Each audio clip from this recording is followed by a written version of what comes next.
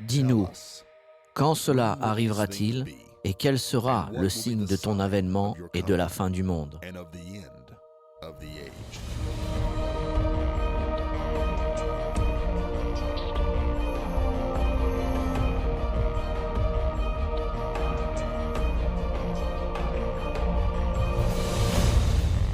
Il y a plus de prophéties au sujet de la nation d'Israël que n'importe quelle autre nation. Aujourd'hui, nous allons parler de la destinée divine d'Israël. C'est une nation choisie. Il est intéressant de voir que cette petite nation d'Israël, sur la mer Méditerranéenne, représente moins d'0,1% de la population du monde. Et néanmoins, Israël est dans les actualités jour après jour, semaine après semaine, mois après mois. Vous ne pouvez pas vraiment apprécier les prophéties au sujet de la nation d'Israël qui sont à venir sans comprendre son histoire. Retournons au commencement. Il y avait un homme du nom d'Abraham. Les 11 premiers chapitres de la Bible sont consacrés aux 2000 premières années de l'histoire humaine. Puis vient cet homme, Abraham, et Dieu prend le temps d'écrire 12 chapitres sur cet homme. Ne ratons pas cela. 11 chapitres couvrant 2000 années d'histoire humaine, puis 12 chapitres sur la vie d'un seul homme. Ceci nous montre combien Abraham était important dans le plan de Dieu pour la race humaine. Abraham est devenu le père physique du peuple de Dieu sur terre, les Juifs, et le père spirituel du peuple de Dieu sur terre, l'Église. Regardons maintenant les Écritures afin de le lire pour nous-mêmes. Commençons avec le premier verset de Genèse au chapitre 12. C'est l'appel de Dieu à Abraham. Le Seigneur dit à Abraham, il a été connu comme Abraham jusqu'à ce que Dieu change son nom en Abraham. Va-t'en de ton pays, de ta patrie et de la maison de ton père, dans le pays que je te montrerai. Ceci est très important car Dieu appelle Abraham à la terre promise. C'est la terre connue aujourd'hui sous le nom de la nation d'Israël. Je ferai de toi une grande nation et je te bénirai. Je rendrai ton nom grand et tu seras une source de bénédiction. Je bénirai ceux qui te béniront et je maudirai ceux qui te maudiront. Et toutes les familles de la terre seront bénies en toi. Imaginez-vous, on dit à cet homme que toutes les familles de la terre seront bénies à cause de lui. Nous devons nous souvenir de deux choses. Tu seras une bénédiction et je bénirai ceux qui te bénissent et maudirai ceux qui te maudissent. Cela s'applique-t-il toujours à la descendance d'Abraham, la nation d'Israël aujourd'hui? Bien sûr que oui. Parlons de la terre promise. Il y a deux promesses que Dieu a faites à Abraham. Il lui a donné la promesse de la terre promise et il lui a donné la promesse d'une postérité.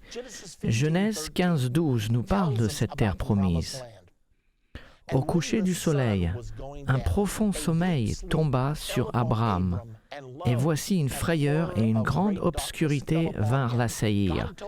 Dieu dit à Abraham, « Je veux que tu prépares un sacrifice, mets les choses en place. » Quand il fit cela, l'obscurité vint sur lui et Abraham tomba dans un sommeil profond. Genèse 15:17 nous dit « Quand le soleil fut couché, il y eut une obscurité profonde, et voici ce fut une fournaise fumante, et des flammes passèrent entre les animaux partagés. En ce jour-là, l'Éternel fit alliance avec Abraham. » Pensez à ceci. Dieu a fait un pacte, une alliance perpétuelle avec Abraham, disant « Je donne ce pays à ta postérité. » À ce moment-là, Abraham avait voyagé vers la terre promise. Il était dans le pays d'Israël. Je donne ce pays à ta postérité depuis le fleuve d'Égypte jusqu'au grand fleuve, au fleuve de l'Euphrate. Donc Dieu donne ici à Abraham la promesse d'une terre promise dans la nation d'Israël et il établit les frontières. Il y a d'autres endroits dans les Écritures qui donnent plus de détails sur les frontières de la terre promise. Approximativement, depuis le fleuve d'Égypte au sud jusqu'au fleuve de l'Euphrate au nord, Israël n'a jamais eu autant de terre à l'exception d'une seule époque. C'était au temps de David et de Salomon où ils ont régné depuis la rivière d'Égypte au sud jusqu'à la rivière de l'Euphrate, ce qui n'a pas été le cas depuis. Israël n'a pas toute cette terre aujourd'hui, mais la promesse est toujours aussi valable. Regardons au sujet de la postérité promise dans Genèse 17, 19. Dieu dit, « Certainement, Sarah, ta femme, t'enfantera un fils, et tu l'appelleras du nom d'Isaac. J'établirai mon alliance avec lui comme une alliance perpétuelle pour sa postérité après lui. » Cette promesse est faite à Abraham. Abraham est alors âgé de 100 ans et Sarah en a 90. Selon les Écritures, Sarah était déjà passée au travers du changement de son corps. Et pour que cette promesse se réalise, d'avoir un enfant après cette période, ce que Dieu dit à Abraham est presque aussi surnaturel qu'une vierge devenant enceinte. Imaginez Abraham dire à ses amis, « Sarah et moi allons avoir un enfant. » Ils ont dû se dire, « Mais oui, bien sûr. » Et lorsqu'Abraham et Sarah sont partis, j'imagine que le peuple s'est dit, « Vous savez, je pense qu'Abraham perd la tête. Il a peut-être même Alzheimer, s'il pense que cela pourrait être vrai. Pourquoi Dieu fait-il des choses comme celle-ci? Pourquoi Dieu crée-t-il des circonstances extraordinaires? C'est pour attirer notre attention, pour nous faire réaliser que son plan est en action et qu'il œuvre sur la terre. Voici ce qui s'est vraiment passé. Sarah est réellement devenue enceinte. Le bébé est né et ils l'ont appelé Isaac. Il n'y avait aucun doute pour Abraham et Sarah que cet enfant était spécial. Tous ceux qui connaissaient Abraham et Sarah disaient « Ce qui se passe ici est incroyable. Il y a peut-être quelque chose de vrai là-dedans. » Abraham a dit que Dieu lui avait donné la terre promise ainsi qu'une postérité. Dieu fait-il son œuvre sur la terre? Nous allons voir, alors que nous continuons, que c'est bien le cas. Tout allait pour le mieux maintenant. Abraham a eu son fils, dont il a rêvé toute sa vie.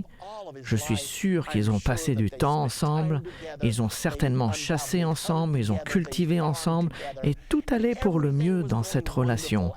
Et Abraham a continué à marcher avec Dieu. Cependant, il est arrivé un moment où Dieu avait besoin de tester Abraham. S'il allait faire de lui le point central de l'histoire de l'humanité, le père physique du peuple de Dieu sur terre, les Juifs, et le père spirituel du peuple de Dieu sur terre, l'Église, il devait être sûr de la loyauté d'Abraham. Dans Genèse chapitre 22 au verset 1, regardez ce qui se passe. Après ces choses, Dieu mit Abraham à l'épreuve et il lui dit, « Abraham » et il répondit, « Me voici ».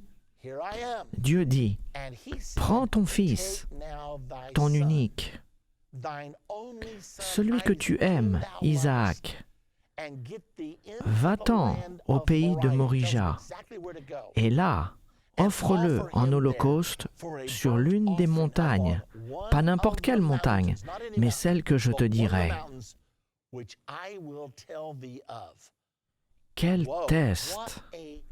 Dieu a mis Abraham à l'épreuve, ce qui signifie qu'il l'a testé. Je veux que tu prennes la joie de ta vie, ta promesse tant attendue, et je veux savoir si tu m'aimes ou si tu aimes mes bénédictions et mes promesses. J'ai besoin de savoir laquelle tu aimes le plus. La foi d'Abraham était donc testée. Certains ont parlé qu'Abraham aurait pleuré sur cette décision, mais l'Écriture ne nous dit pas cela.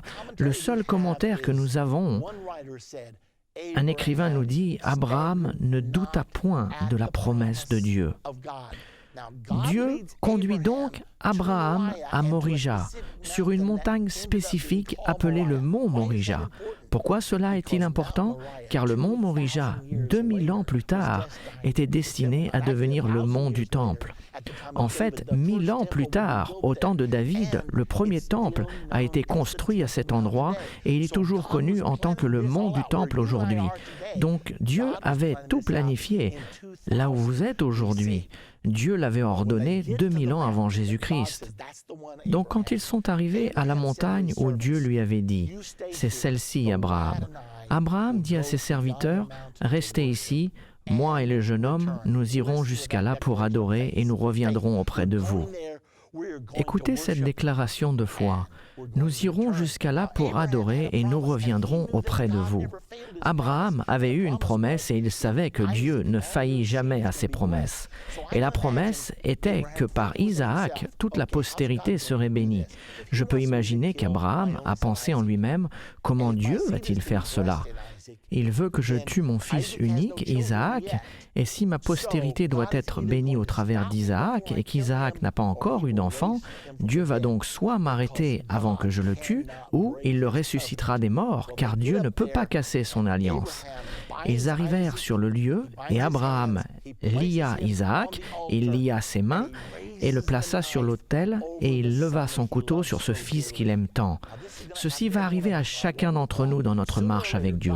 Un jour ou un autre, Dieu vous demandera les choses que vous aimez le plus, car il veut savoir si vous l'aimez plus que toute autre chose. Dans Genèse 22, 12, voici l'histoire de ce qui s'est passé. Alors qu'Abraham avait son couteau levé et était prêt au sacrifice, soudainement la voix d'un ange lui dit « N'avance pas ta main sur l'enfant et ne lui fais rien, car je sais maintenant que tu crains Dieu et que tu n'as pas refusé ton fils, ton unique. » Abraham leva les yeux et vit derrière lui un bélier retenu dans les buissons par les cornes. Et Abraham est allé prendre le bélier et l'offrit en holocauste à la place de son fils. Vous savez, ceci était un aperçu de vous et moi qui étions destinés à mourir. Et néanmoins, Dieu s'est pourvu lui-même en sacrifice. Il s'est fait un corps et s'est dit « Je vais mourir à leur place ». Et qu'est-ce que Dieu attend de nous ? Premièrement, il veut savoir si nous l'aimons par-dessus toute autre chose. Et il veut aussi que nous sachions qu'il a préparé un sacrifice pour nous.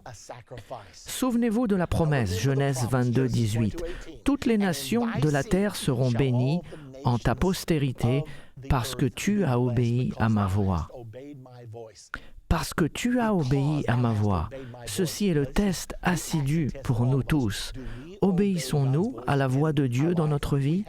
Nous avons sa parole qui est sa voix.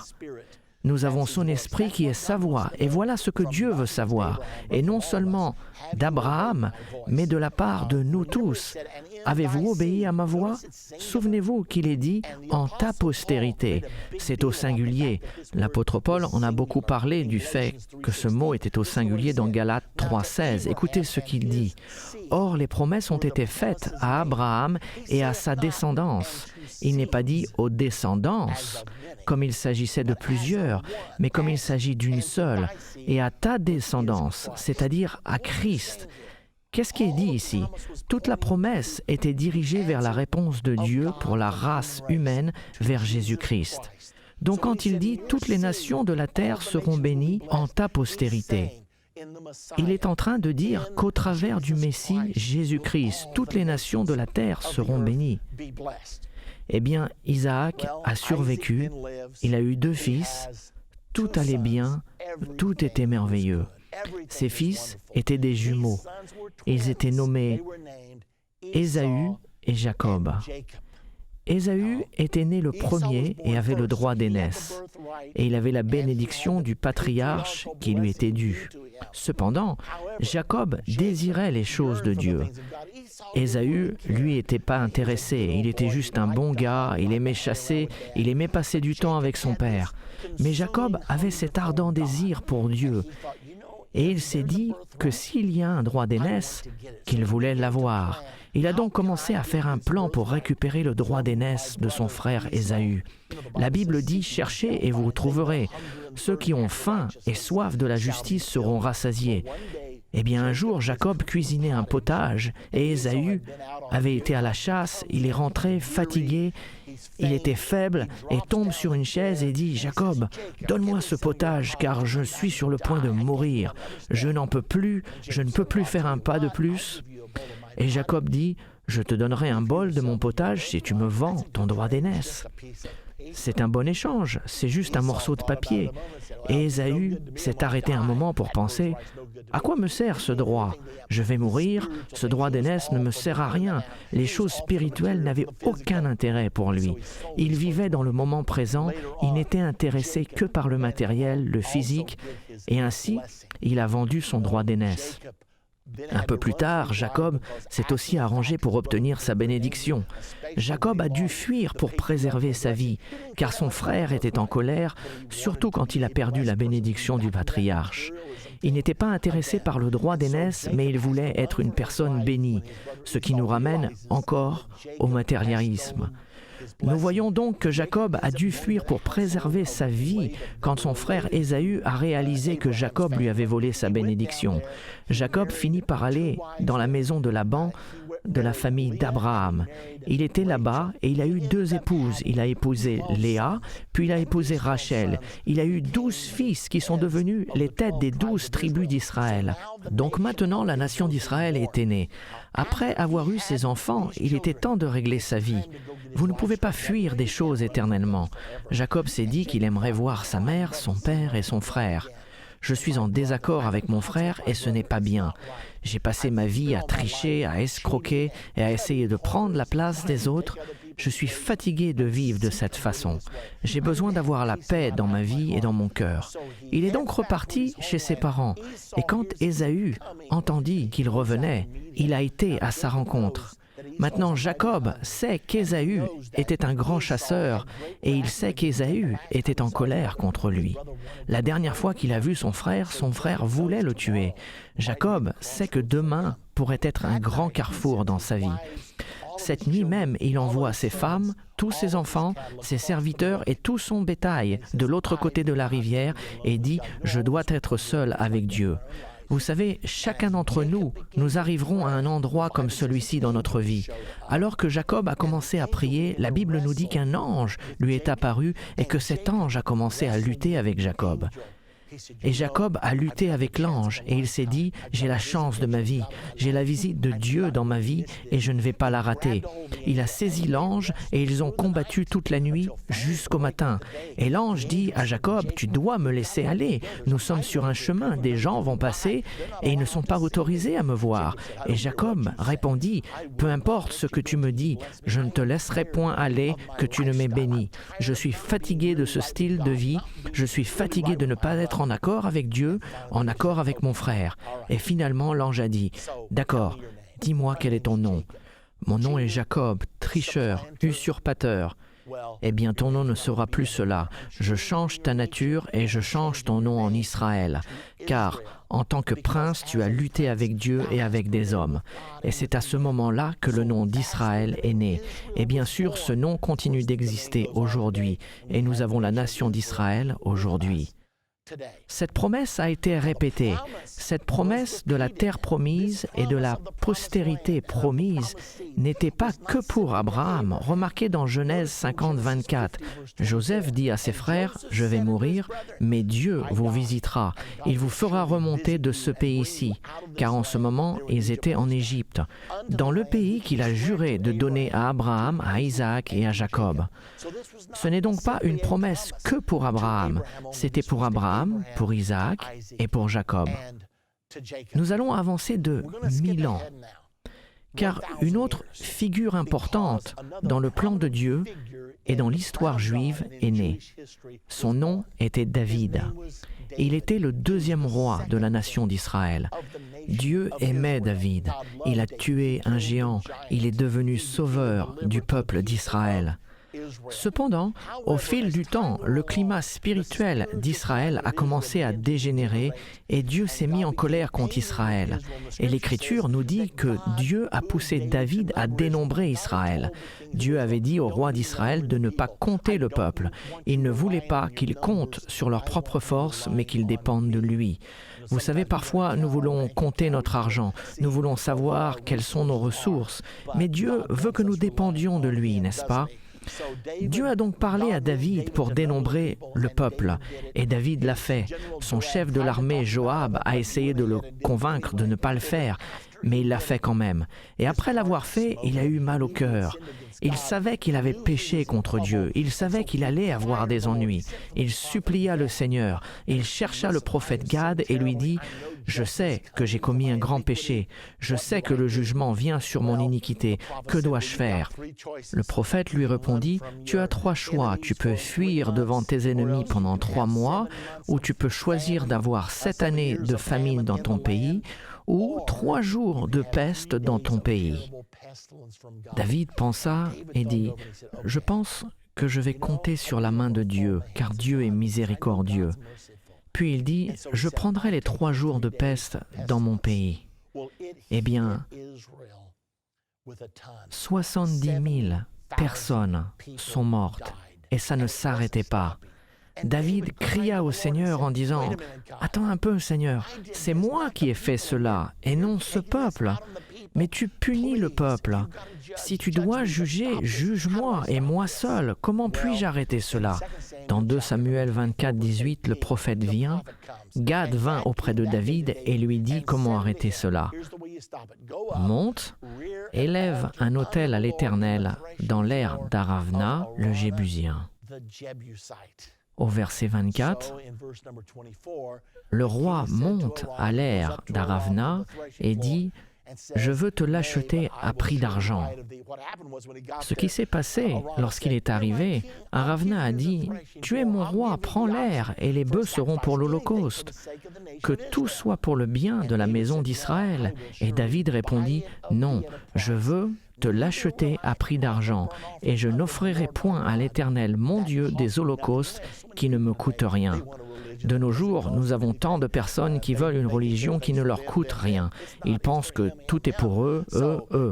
Mais ce n'est pas le cas. Tout est pour lui, lui et lui. David a dit « Je ne veux pas adorer Dieu sans que cela me coûte. Je veux lui donner une partie de moi. Je l'aime. » David a donc acheté l'aire et les bœufs pour 50 cycles d'argent. Souvenez-vous donc, il achète l'aire d'Aravna.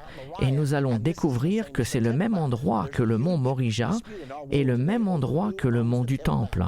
Il y a un énorme conflit dans notre monde aujourd'hui pour savoir à qui appartient le mont du Temple. Les musulmans disent que ça devrait leur appartenir, les juifs disent que c'est à eux, l'Église catholique et les chrétiens disent quelquefois que ça devrait être à nous. Mais nous avons ici la réponse. David l'a acheté pour la nation d'Israël. Il a acheté l'aire d'Aravna et nous allons découvrir dans un instant qu'il s'agit du mont Morija, qui est le mont du Temple. Dans 2 Chroniques 3:1, Salomon, le fils de David, commence à construire le premier temple. David voulait le faire et Dieu lui a dit « Non, David, tu as tué trop de monde. Salomon, ton fils, le fera. » Salomon commença donc à bâtir la maison de l'Éternel à Jérusalem sur la montagne de Morija qui avait été indiquée à David son père dans le lieu préparé par David sur l'aire d'Ornan, le Jébusien. Remarquez qu'il est dit que c'est sur la montagne de Morija sur l'aire d'Ornan. Et Dieu emmena Abraham à cette même montagne 1000 ans auparavant pour offrir Isaac. Il a de nouveau choisi cet endroit particulier car le Dieu Tout-Puissant voulait avoir une place sur cette terre où il pourrait lui-même mettre son nom. Et il nous l'est dit dans 1 Roi 9, 1-3, lorsque Salomon eut achevé de bâtir la maison de l'Éternel, la maison du roi et tout ce qui lui plut de faire, l'Éternel apparut à Salomon une seconde fois comme il lui était apparu à Gabaon. Et l'Éternel lui dit « J'exauce ta prière et ta supplication que tu m'as adressée. Je sanctifie cette maison que tu as bâtie pour y mettre à jamais mon nom. Et j'aurai toujours là mes yeux et mon cœur. » Remarquez que Dieu a dit « J'y mettrai mon nom à jamais ». J'ai choisi Jérusalem. Maintenant, Jérusalem est une petite ville insignifiante. Et néanmoins, il y a eu plus de guerres au sujet de Jérusalem que n'importe quelle autre ville sur la face de la terre. Pourquoi? Il y a déjà eu 40 guerres à son sujet. Elle n'a pas une importance militaire, économique, agricole ou autre, et néanmoins, il semblerait que tous les dirigeants du monde doivent aller là-bas. Quelle est la raison? Car le Dieu Tout-Puissant a dit « J'y mettrai mon nom à jamais ». Savez-vous que la bataille d'Armageddon va se passer à cause de ces 12 km²? C'est le morceau de propriété le plus disputé au monde.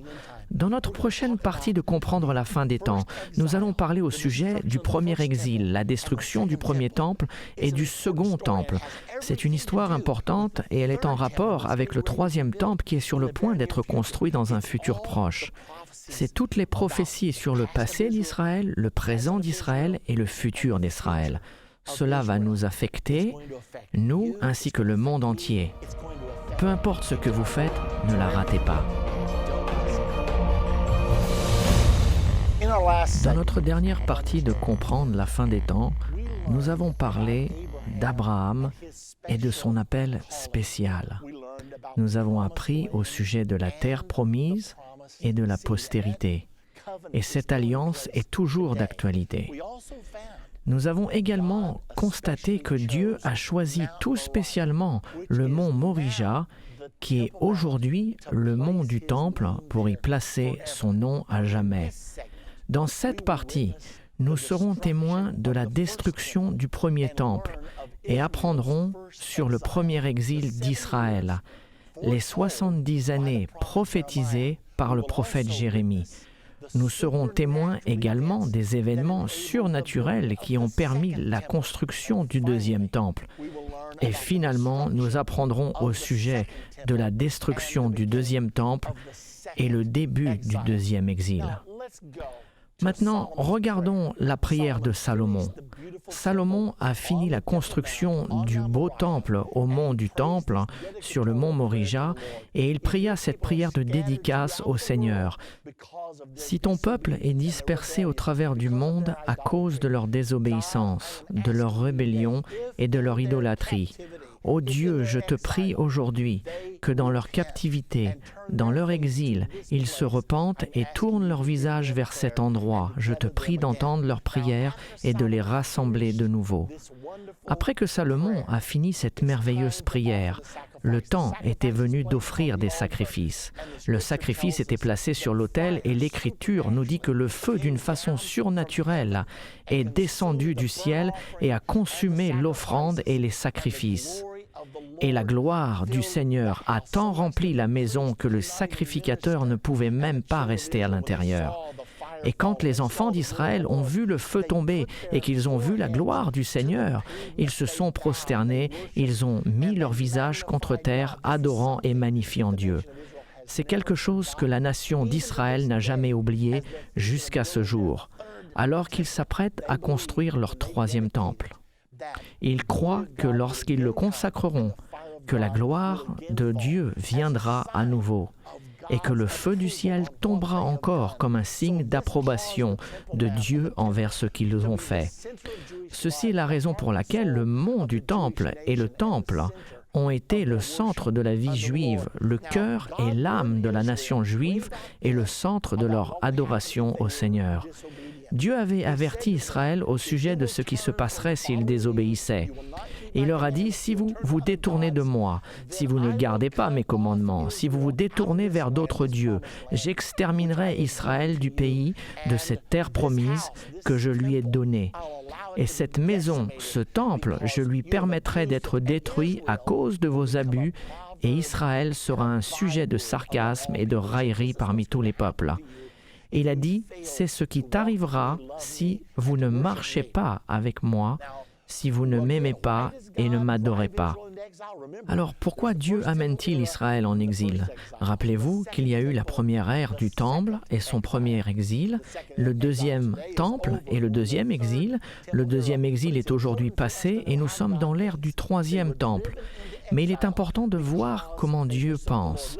Ils ont été conduits en exil car ils s'étaient détournés du Seigneur. Écoutez ceci.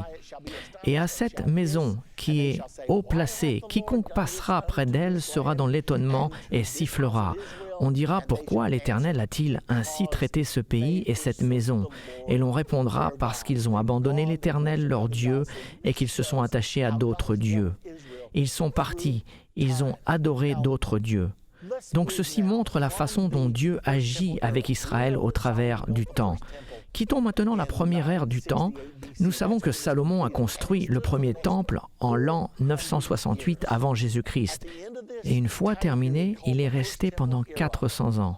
À la fin de cette période, appelée la première ère du temple, Israël était dans un état si rétrograde que Dieu a dit « Je n'en peux plus. Je vais éloigner ce peuple.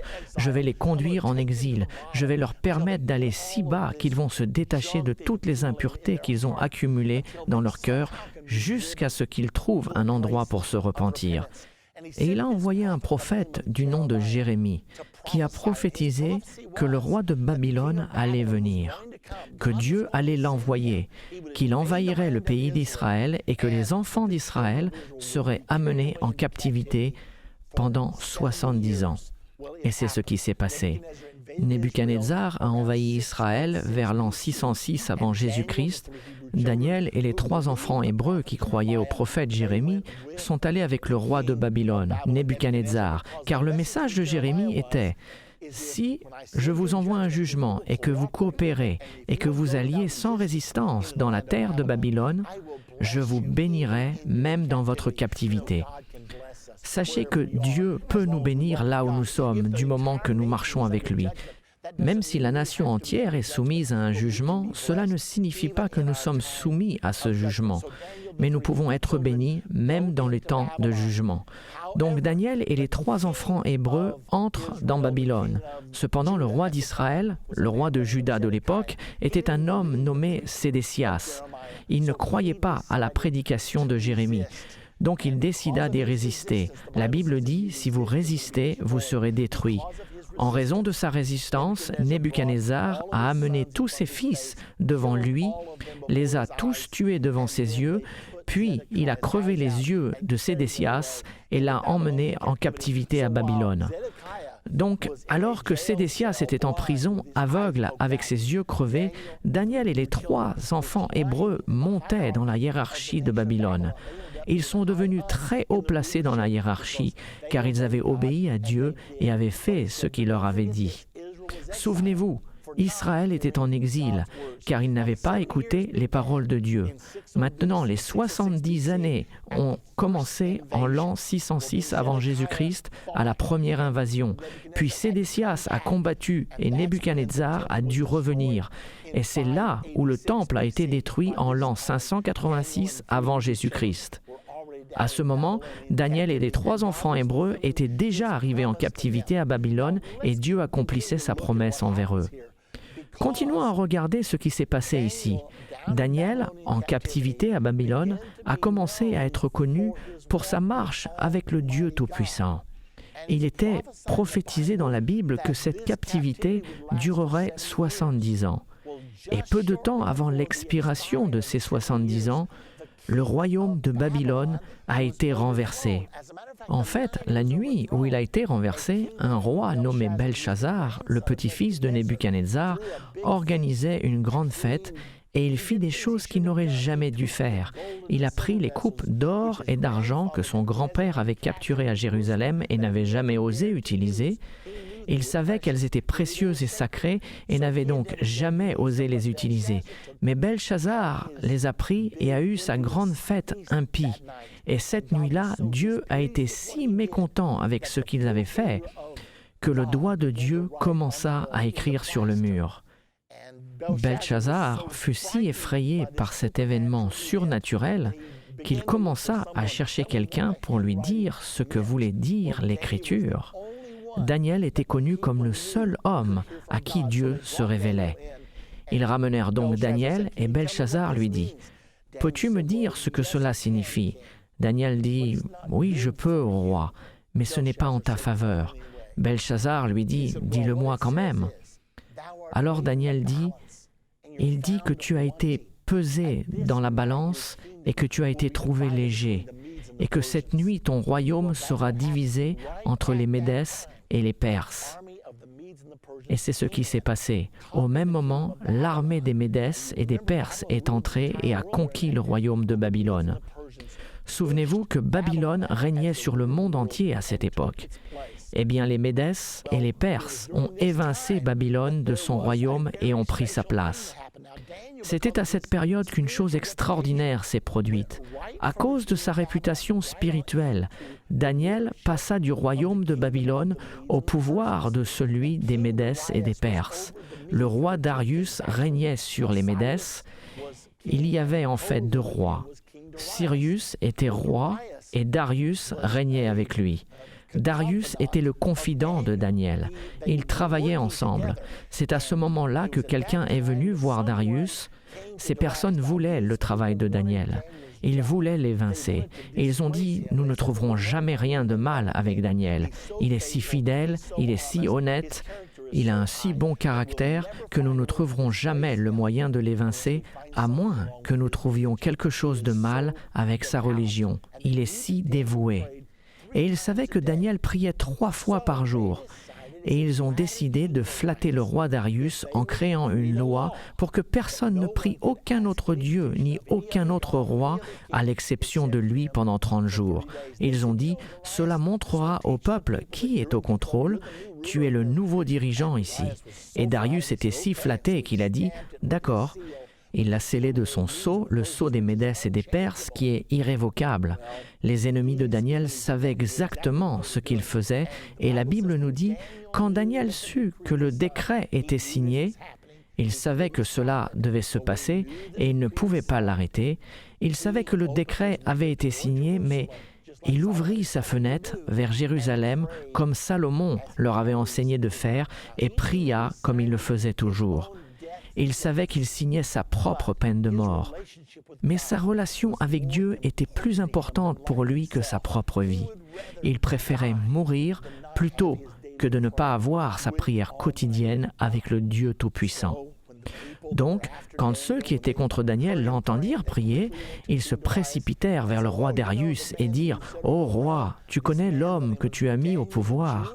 Cet homme nommé Daniel, le Juif, il était en train de prier, il a violé ta loi. » Et la Bible dit que le roi Darius fut très affligé, car il n'avait pas pensé à la dévotion de Daniel.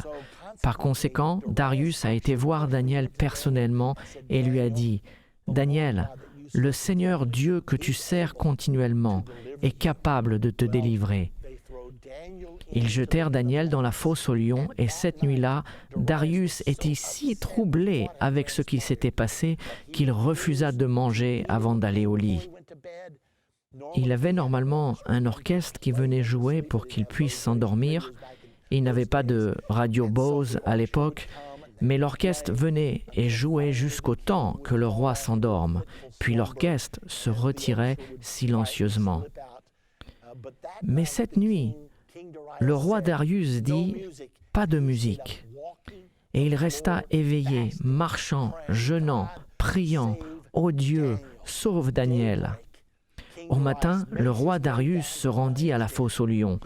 Il ouvrit la fosse et cria « Ô Daniel, est-ce que le Seigneur Dieu que tu sers avec persévérance a été capable de te délivrer ?»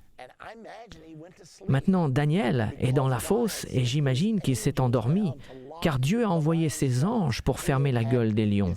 Peut-être il avait sa tête posée sur un lion et ses pieds sur un autre. Et il entend du bruit. Et le roi Darius appelle « Ô Daniel, est-ce que le Seigneur, Dieu que tu sers avec persévérance, a été capable de te délivrer ?» Et Daniel se dit « C'est gentil, le roi se soucie de moi, il ne voulait vraiment pas me faire cela. » Alors Daniel se lève et répond « Ô roi, vis éternellement. » Et il l'a fait. Darius lui envoya une corde et le sortit de la fosse aux lions. Et tandis qu'il marchait vers le palais, Darius était si émerveillé par la puissance du Dieu de Daniel qu'il servait avec persévérance qu'il dit « À partir de ce jour, je fais un décret que si quelqu'un prie un autre Dieu que ton Dieu, il sera jeté dans la fosse aux lions, car ton Dieu est le vrai Dieu qui a la puissance de répondre. Daniel marcha avec Dieu, et comme il lui avait été fidèle, il n'a pas échoué à l'épreuve. Une nuit, dans la fosse aux lions, a payé pour la construction du deuxième temple, et il a été libéré. Souvenez-vous que Cyrus était l'autre dirigeant dans le royaume des Médès et des Perses. Et il est intéressant que Dieu ait inspiré le prophète Ésaïe au verset 28 du chapitre 44 et prophétisa au sujet de Cyrus avant même qu'il soit né. Il n'y a que quelques prophéties dans la Bible où un homme est prophétisé par son nom, et il est l'un d'entre eux. Ésaïe 44, 28, « Je dis de Cyrus, il est mon berger, et il accomplira toute ma volonté.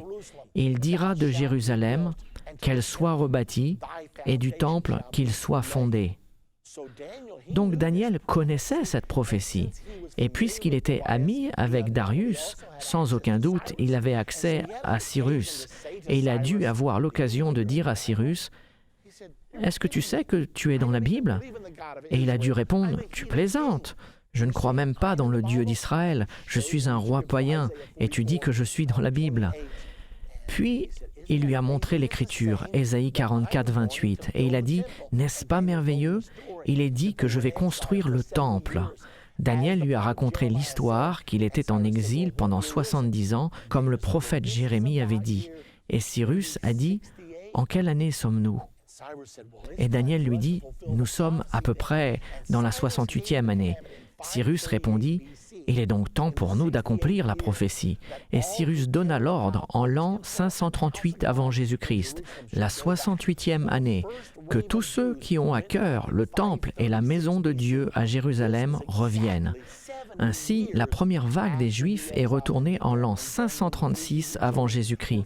C'était exactement 70 ans après que l'exil a commencé, quand Daniel et les 3 enfants hébreux ont été présentés pour la première fois. Ceci était pendant le temps où un homme nommé Zorobabel a été élevé par Dieu pour mener l'effort de reconstruire le temple, pour reconstruire le deuxième temple d'Israël. Cela était une tâche si importante et ils avaient si peu de moyens pour travailler que je suis sûr qu'il a dû y avoir des moments de découragement terribles pour Zorobabel. C'est la raison pour laquelle le prophète Zacharie fut envoyé pour lui donner un message venant directement de Dieu. C'est ici la parole que l'Éternel adresse à Zorobabel. Ce n'est ni par la puissance, ni par la force. Ce n'est pas parce que tu as accès à beaucoup d'argent. Ce n'est ni par la puissance, ni par la force, mais par mon esprit, dit l'Éternel des armées. C'étaient des paroles d'encouragement de la part du Seigneur. Ils ont travaillé. Tout d'abord, un décret a été fait en l'an 538 avant Jésus-Christ. Ils ont construit pour un temps, ils avaient les fondations coulées, puis les ennemis sont venus et ont arrêté la construction pendant un moment. Puis ils ont recommencé et finalement la construction du deuxième temple fut terminée en l'an 516 avant Jésus-Christ. C'était une période merveilleuse pour le peuple d'Israël. L'ère du deuxième temple avait commencé. Maintenant, le temple n'était pas très beau, il n'avait rien à voir avec celui de Salomon, il n'avait pas les mêmes ressources. Cependant, Hérode le Grand, qui régnait sur le peuple juif à Rome vers l'an 19 avant Jésus-Christ, voulait avoir la faveur du peuple juif et donc il décida d'agrandir leur temple et de le rendre fastidieux, ce qu'il fit vers l'an 19 avant Jésus-Christ. Et il était si beau que les gens ont dit « Ceux qui n'ont pas encore vu le temple d'Hérode n'ont jamais vu un beau bâtiment dans leur vie. » Donc nous observons tout ceci. C'était en l'an 19 avant Jésus-Christ et le temple a été rendu beaucoup plus beau. Hérode le Grand continue de régner et finalement Jésus-Christ est né. Donc voici la promesse. Souvenez-vous, Dieu a promis à Abraham, par ta postérité, le monde entier sera béni. Jésus est né. Jésus est devenu le plus grand homme qui n'ait jamais existé. Il a commencé la plus grande religion qui aujourd'hui a le plus d'adeptes qu'aucune autre religion. Il a écrit il y a 2000 ans le livre le plus vendu dans le monde à ce jour. Par ceci, Dieu accomplit sa promesse à Abraham. Par ta postérité, parlant du Messie, toutes les nations de la terre seront bénies. Maintenant, la plupart des historiens disent que Hérode le Grand est mort en l'an 4 avant Jésus-Christ. Et nous savons que Hérode le Grand était vivant quand Jésus est né. C'est la raison pour laquelle nous pensons qu'il est né entre l'an 5 ou 6 avant Jésus-Christ, si toutes ces dates correspondent. Hérode le Grand a entendu parler de la naissance de Jésus par les mages qui venaient le voir. Hérode a dit « Dites-le-moi quand vous le trouvez, je veux aussi l'adorer ». Mais ils ne voulaient pas l'adorer et voulaient le tuer, car ils ont posé cette question « Où est le roi des Juifs qui vient de naître ?» Dieu a averti Joseph par un rêve « Tu dois éloigner l'enfant d'ici, car Hérode le Grand cherche à le tuer ». Joseph et Marie ont donc pris Jésus et ont voyagé jusqu'en Égypte, où ils sont restés jusqu'à la mort d'Hérode en l'an 4 avant Jésus-Christ. En lisant plus loin, nous savons ce qui s'est passé. En dépit de tous les miracles, de tout ce que Dieu a fait, Jésus a été rejeté par le peuple juif. Jean écrit dans son évangile au chapitre 1 et au verset 10, « Elle, parlant de la lumière, Jésus, elle était dans le monde, et le monde a été fait par elle, et le monde ne l'a point connue. Elle est venue chez les siens, et les siens ne l'ont point reçue. » Et le prochain verset nous dit, « Mais à tous ceux qui l'ont reçue, à ceux qui croient en son nom, elle a donné le pouvoir de devenir enfants de Dieu. » Même étant rejeté, Jésus a aimé le peuple juif et leur a donc prophétisé juste avant sa mort. Il regarda sur Jérusalem, Luc 19, 43 nous le dit, Jésus prophétise sur les Juifs, sur Jérusalem, et il dit, « Il viendra sur toi des jours où tes ennemis t'environneront de tranchées, t'enfermeront et te serreront de toutes parts. Ils te détruiront, ton temple sera détruit, la fierté de ta nation sera détruite, toi et tes enfants au milieu de toi, et ils ne laisseront pas en toi pierre sur pierre. » Pourquoi ? Parce que tu n'as pas connu le temps où tu as été visité. Donc tu n'as pas écouté la voix de Dieu, tu as été désobéissante à Dieu, par conséquent, tu retourneras en exil. Eh bien, la prophétie s'est réalisée. Quelques années plus tard, en l'an 70, l'armée romaine est venue contre Jérusalem, menée par le général Titus. Ils détruisirent la ville de Jérusalem, brûlèrent le temple et ne laissèrent pas une pierre debout. La prophétie a été accomplie d'une telle manière que les Juifs aujourd'hui ne savent plus où le temple a été situé sur le mont du temple. Avec la destruction de Jérusalem en l'an 70, le deuxième exil a commencé. Dieu a fait exactement ce qu'il a dit. « Si vous me persécutez, si vous me désobéissez, alors je vous conduirai en exil. » Le premier exil était de 70 ans, ce deuxième exil allait durer 1878 ans. Qu'est-ce que le peuple juif a bien pu faire de si terrible pour devoir être mis en exil pendant 1878 ans ? Ils ont rejeté la promesse, l'alliance, la postérité d'Abraham, le Messie, le Sauveur du monde, Dieu manifesté en chair. C'est la raison pour laquelle leur châtiment était si important. Regardons la fin du deuxième exil. Allons voir la prophétie d'Ézéchiel au chapitre 37. Il prophétise la renaissance de la nation d'Israël après le deuxième exil. Dans cette prophétie, Ézéchiel dit que Dieu l'a transporté et qu'il a vu la grande vallée et que cette vallée était remplie des ossements secs et le Seigneur lui dit « Ézéchiel, ces os pourront-ils revivre ?» Ézéchiel répond « Je ne sais pas, mon Dieu, qu'est-ce que c'est terrible ?» Qu'est-ce qu'Ézéchiel voyait réellement ? Je crois qu'il voyait l'Holocauste d'Hitler.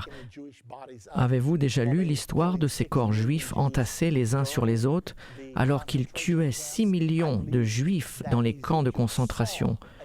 Je crois qu'Ézéchiel a vu cette image des camps de concentration et le Seigneur lui dit « Ces os pourront-ils revivre ?» Est-ce que cette nation pourra-t-elle revivre ? Et Ézéchiel répond « Je ne sais pas. » Et le Seigneur dit « Prophétise sur eux. » Et alors qu'Ézéchiel prophétise, les os s'approchèrent les uns des autres. Vous pouvez lire le reste de la prophétie où il est dit « Je ramenais les enfants d'Israël du nord, du sud, de l'est et de l'ouest, et les rassemblais dans leur propre pays. » C'est ce qui s'est passé. Après la Deuxième Guerre mondiale, ils se sont regroupés. C'est une histoire étonnante, puisque après la Deuxième Guerre mondiale, le 29 novembre 1947, les Nations Unies ont voté la création de la nation d'Israël et de la Palestine. Les Israéliens l'ont accepté, les Arabes l'ont rejeté et ont commencé une guerre le jour suivant. C'est alors que l'ère du Troisième Temple a commencé. La renaissance d'Israël s'est faite le 14 mai. Le vote a eu lieu le 29 novembre 1947, mais l'indépendance d'Israël a été déclarée le 14 mai 1948. 42 millions d'Arabes ont lancé une guerre contre cette petite nation d'Israël. Il n'était que 600 000, 42 millions contre 600 000. La plupart des nations pensaient qu'Israël ne survivrait pas, mais étonnamment, Dieu l'a aidé. Et quand le traité d'armistice a été signé en 1949, Israël possédait plus de terres que les Nations Unies lui avaient donné. Cependant, la promesse d'Abraham n'était pas tout à fait accomplie. Il n'avait toujours pas Jérusalem. Alors, que s'est-il passé? En 1967, Nasser a dit « Nous n'allons pas laisser cette nation juive survivre, combattons-les ». Et ils ont déclaré une guerre, une fois de plus, contre Israël. Étonnamment, Israël a battu tous ses voisins en 6 jours et ils sont revenus au mont du Temple et le grand message a été envoyé au travers du monde, le mont du Temple est entre nos mains. Par contre, au lieu de construire leur temple, ils avaient peur. Ils craignaient la communauté mondiale, ils craignaient les Nations Unies. Notre prochaine leçon est intitulée « Israël, l'horloge prophétique de Dieu ». Dieu n'a pas fini avec cette histoire. Nous avons entendu le passé et dans notre prochaine leçon, nous allons entendre au sujet de l'avenir. Alors ne la ratez pas car cela se passe en ce moment.